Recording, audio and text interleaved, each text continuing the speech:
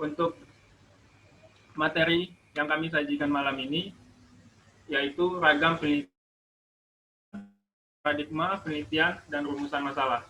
Baiklah, pada materi ini kami terdiri dari 5 anggota kelompok. Yang pertama, Ferry Febrianto. Yang kedua, Suci Rahmadwiyanti. Yang pertama, identitas penelitian. Yang kedua, fokus penelitian.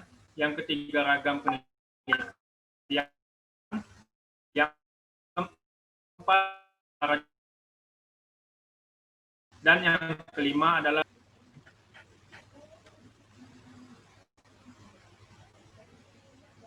Oke, baiklah. Untuk materi pertama itu akan dibahas oleh saya sendiri tentang identitas dan juga fokus penelitian, mengembangkan pengetahuan serta mengembangkan dan menguji teori, baik saintis maupun juga teori alami. Nah, menurut mereka ada 5 langkah pengembangan melalui penelitian tersebut, yaitu mengidentifikasi masalah penelitian, yang kedua melakukan studi empiris, yang ketiga melakukan replika atau pengulangan, yang keempat menyatukan dan mereview, dan kelima menggunakan atau mengevaluasi pelaksanaan. Nah, kemudian ada juga menurut Gumilang pada tahun 2016 halaman 144, yang mana dia menyatakan bahwa penelitian pada hakikatnya adalah berusaha mendapatkan informasi tentang sistem yang beroperasi pada Oktober Juliana tahun 2017 halaman 98 sampai 99, di mana dia menyatakan bahwa identifikasi riset pada dasarnya merupakan suatu karakteristik atau ciri-ciri dari suatu metode dalam penemuan sains yang juga dikenal dengan metode ilmiah atau scientific method. Nah, dari banyaknya pengemuka penelitian tersebut, maka disimpulkanlah dalam suatu tujuan tertentu. Pengumpulan dan analisis yang dimaksud adalah dengan menggunakan metode-metode ilmiah dengan secara sistematis dan teratur. Nah, kemudian ada kriteria masalah penelitian. Nah, di situ dapat kita lihat, yang pertama, di mana di situ menanyakan hubungan antara dua variabel. Nah, seperti yang kita ketahui bahwa penelitian itu memang selalu membantu penelitian itu harus ada spesifikasinya dan juga jelas tujuannya kemana penelitian itu akan ditujukan. Kemudian dapat diuji secara empiris. Maksud diuji secara empiris di sini bahwa penelitian dapat dilakukan melalui. Nah, kemudian yang keempat, tidak menyangkut 18 sampai halaman 22, di mana dia menyatakan bahwa bagian dari fokus penelitiannya adalah sebuah bentuk dari pemusatan fokus kepada sebuah intisari dari penelitian yang dimana dilakukan suatu penelitian. Dalam hal ini, haruslah dapat dilakukan dengan sebuah bentuk dari cara eksplisit guna kedepannya akan melakukan kemampuan untuk melakukan sebuah jantung dari sebuah metode observasi dan juga analisis hasil penelitian sehingga akan dapat menjadi lebih terarah untuk suatu tujuannya tersebut. Nah, dalam penelitian ini ada 3 syarat fokus penelitian yang harus dilakukan, yang dimaksud ini untuk mencapai dalam hal menetapkan fokus penelitian itu. Pertama, penetapan fokus dapat membatasi pelajaran atau studi. Jadi dalam hal ini fokus akan membatasi bidang inquiry. Misalnya jika kita membatasi diri pada upaya menemukan teori pada dasar, maka lapangan penelitian lainnya tidak akan kita manfaatkan lagi. Nah, kedua, arena atau lapangan penelitian. Nah, oke, next. Untuk selanjutnya itu pembahasan ragam penelitian itu akan dibahas oleh Saudara Ferry Febrianto. Kepada Saudara Febrianto dipersilahkan. Baik, terima kasih untuk ragam penelitian. Di sini kita akan membahas tentang jenis penelitian berdasarkan tujuan. Di sini ada 6 pembagian jenis penelitian berdasarkan tujuan. Yang pertama yaitu penelitian eksplorasi. Penelitian ini merupakan jenis penelitian yang dilaksanakan untuk menemukan ilmu dan masalah-masalah yang baru dalam bidang pendidikan. Ilmu pendidikan dan masalah-masalah yang ditemukan melalui penelitian ini benar-benar baru dan belum pernah informasi atau masalah ilmu. Yang ketiga yaitu penelitian eksplanatoris. Penelitian ini tidak hanya untuk memperkecil penyimpangan atau terjadinya bias, tapi lebih meningkatkan nilai kepercayaan dan untuk tujuan menguji hipotesis atau hubungan sebab akibat dengan melakukan eksperimen dengan cara ini. Merupakan cara penelitian yang paling tepat sesuai dalam penelitian eksplanatoris. Selanjutnya yang keempat yaitu penelitian deskriptif. Selanjutnya penelitian pengembangan. Penelitian pengembangan adalah jenis penelitian yang dilaksanakan untuk mengembangkan ilmu yang telah ada. Penelitian dilakukan untuk mengembangkan, memperdalam, dan memperluas ilmu yang telah ada.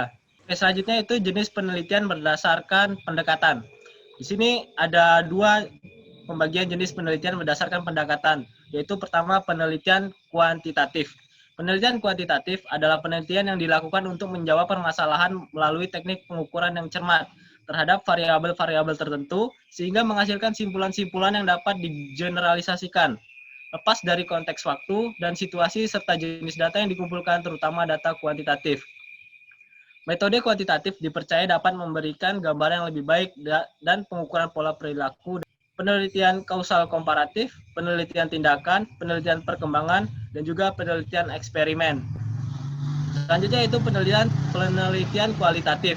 Penelitian kualitatif adalah penelitian untuk menjawab permasalahan yang memerlukan pemahaman secara mendalam dalam konteks waktu dan situasi yang bersangkutan. Dilakukan secara wajar dan alami sesuai dengan kondisi objektif di lapangan, tanpa adanya manipulasi serta jenis data yang dikumpulkan, terutama data kualitatif. Penelitian kualitatif cenderung terbuka, biasanya berkaitan dengan suatu penemuan, penyelidikan, tanggapan secara bebas, dan tidak terstruktur. Penelitian di sini cenderung lebih subjektif dibanding penelitian kuantitatif dan serta pertanyaan tidak memiliki standar. Seringkali informasi direkam secara harfiah. Juga peneliti dapat mengujinya sebagai petunjuk sesuatu yang baru dan cara-cara komunikasi yang lebih inovatif. Baik, di sini saya akan menjelaskan tentang ragam penelitian. Ragam penelitian berdasarkan tempatnya itu terbagi menjadi 3, yaitu penelitian kepustakaan, penelitian laboratorium, penelitian lapangan. Yang pertama, penelitian kepustakaan adalah kegiatan untuk menghimpun informasi yang relevan dengan topik atau masalah yang kedua, penelitian laboratorium. Penelitian laboratorium merupakan penelitian yang dilakukan dalam ruangan tertutup, di mana kelompok eksperimen dijauhkan dari variabel pengganggu sebab dapat mempengaruhi hasil dari pengujian hubungan sebab akibat. Nah, penelitian jenis ini itu dilakukan dalam suatu tempat khusus untuk mengadakan studi ilmiah dan kerja ilmiah. Tujuan dari penelitian yang dihadapi oleh praktisi lapangan. Nah, penelitian sekaligus praktisi ini menggunakan metode teknologi hubungan antara dua variabel atau lebih. Nah, dengan penelitian ini, maka akan dapat dibangun suatu teori yang dapat berfungsi untuk menjelaskan, meramalkan, dan mengontrol suatu gejala. Yang kedua, penelitian survei. Nah, penelitian ini dilakukan sampel yang diambil dari populasi tersebut. Berikutnya paradigma penelitian yang akan dijelaskan oleh Ulia Aprili. Menurut Cipto Subadi, tahun 2000 epistemologi, ontologi, dan metodologi, di mana elemen-elemen ini terdiri dari asumsi dasar, keyakinan, norma, dan nilai yang dianut setiap paradigma. Macam-macam paradigma penelitian. Yang pertama yaitu yang kedua yaitu pendekatan selanjutnya akan dijelaskan oleh Yuni Atlemi. Baiklah, saya akan melanjutkan penjelasan dari saudari Uli Aprili. 11 halaman 16 sampai halaman 17 dalam sebuah penelitian setelah untuk menyatakan secara tersurat pertanyaan-pertanyaan yang hendak dicari jawabannya. Jadi, rumusan masalah adalah suatu pertanyaan yang kemudian akan dicarikan jawabannya dengan melalui pengumpulan data. Yang selanjutnya, sumber rumusan masalah. Nah, untuk sumber dari rumusan masalah ini terdiri dari beberapa macam. Yang pertama itu bacaan. Nah, sumber bacaan ini bisa berasal dari penelitian lebih lanjut yang berkaitan dengan tema yang telah teridentifikasi karena ada berbagai keterbatasan penelitian atau ruang lingkup penelitian itu. Hal ini sebagai permasalahan yang memerlukan jawaban secara sepintas ataupun dalam jangka waktu cukup lama. Nah, contohnya seorang pendidik menemukan masalah dengan melihat atau mengamati sikap dan perilaku peserta didiknya dalam proses belajar mengajar. Angket kepada masyarakat akan dapat menemukan sebenarnya masalah yang dirasakan oleh masyarakat tersebut. Nah, kegiatan ini biasanya sebagai studi awal untuk melakukan penjajakan tentang permasalahan yang ada di lapangan dan juga yang paling baik. Tetapi tidak semua pengalaman yang dimiliki seseorang itu selalu positif, tetapi kadang-kadang sebaliknya. Nah, pengalaman seseorang yang baik diperoleh sendiri maupun dari orang atau kelompok lain. Nah, jadi pengalaman itu dapat dijadikan sebagai sumber masalah yang dapat dijawab melalui penelitian. Yang terakhir yaitu intuisi. Secara intuitif, selanjutnya yaitu kriteria rumusan masalah.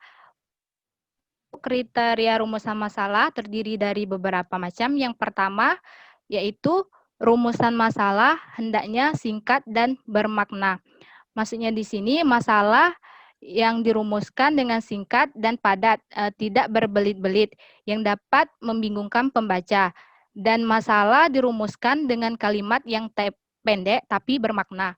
Yang selanjutnya, rumusan masalah hendaknya dituangkan dalam bentuk kalimat tanya. Nah, masalah akan lebih tepat disajikannya dengan rumusan masalah yang jelas dan konkret itu akan memungkinkan peneliti secara eksplisit terarah untuk menjawab pertanyaan-pertanyaan.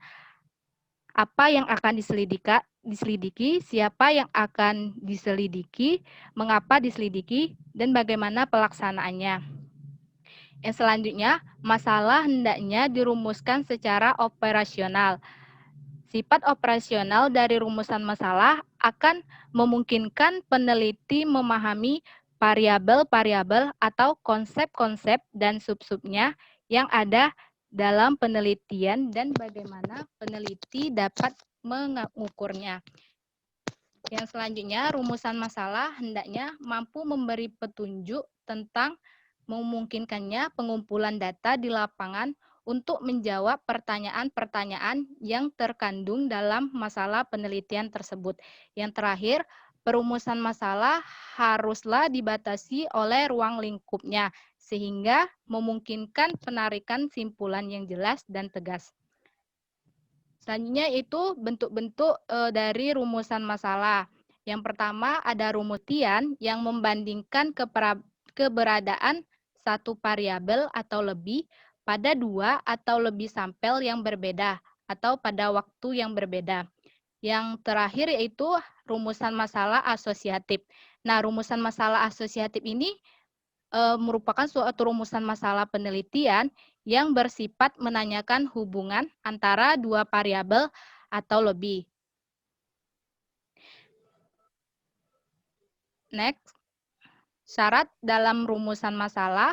Yang pertama yaitu ada signifikan, artinya harus penting untuk dipecahkan, dapat menyumbangi atau memberikan kontribusi terhadap pengembangan ilmu, pengetahuan, dan pemecahan masalah.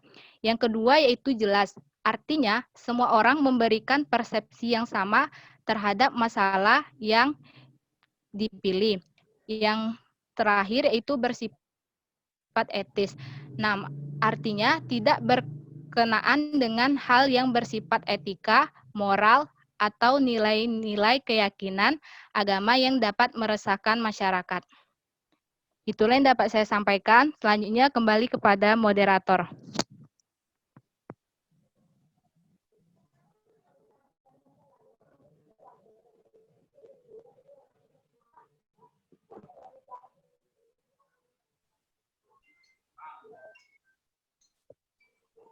Ya, enggak? Anda hilang.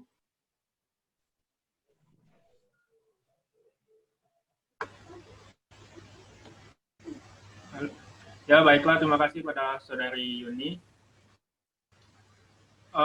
Jadi teman-teman, itulah hasil presentasi dari kelompok kami tentang identifikasi penelitian, tentang